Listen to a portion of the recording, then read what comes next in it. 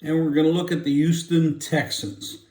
A little bit out of order. I did the Colts first. Don't know why I did that.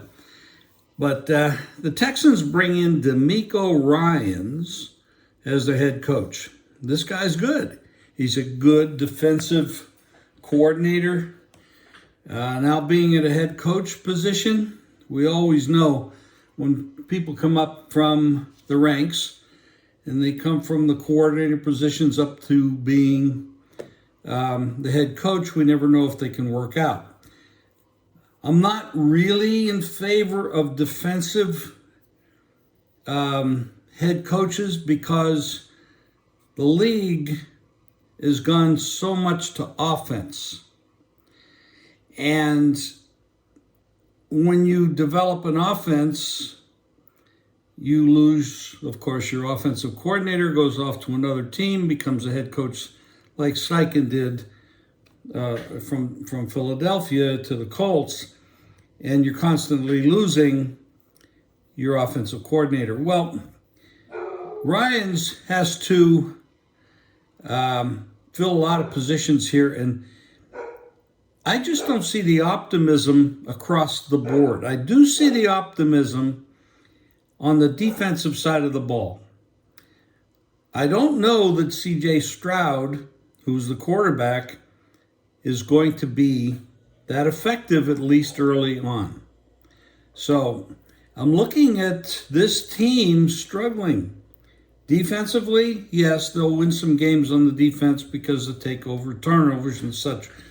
But, you know, they start off Baltimore, Colts, Jacksonville, Pittsburgh. Then they go to Atlanta, and then they play New Orleans at home, and then they have an open date. This is a tough start. I mean, they could lose every game because they got to put up points to win games, and I don't know that they're going to put up points in the numbers that they should. But I do think the defense is going to be solid. A lot of question marks here. Like I said in the beginning when I did the Colts preview, the AFC South is a bit of a mess. The two best teams are the Titans and the Jaguars. We're going to get to them next. These two teams, the Colts and the Texans, are bottom feeders, at least for now.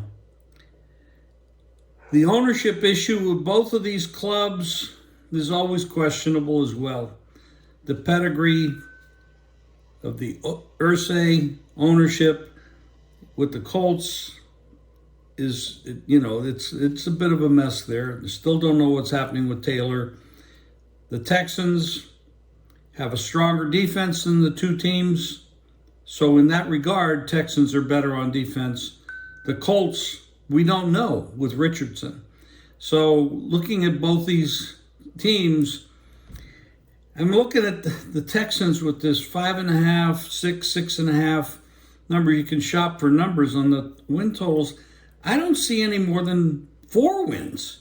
I don't know where these numbers and this optimism is coming from. So I'm betting under Texans wins. I'm betting under Colts wins. Neither one of these teams are going to make the playoffs. Neither one of these teams are going to win the division. And we may be a year or 2 or 3 away from either one of these teams having winning records. So there you have it. I'll be back next with the Jaguars.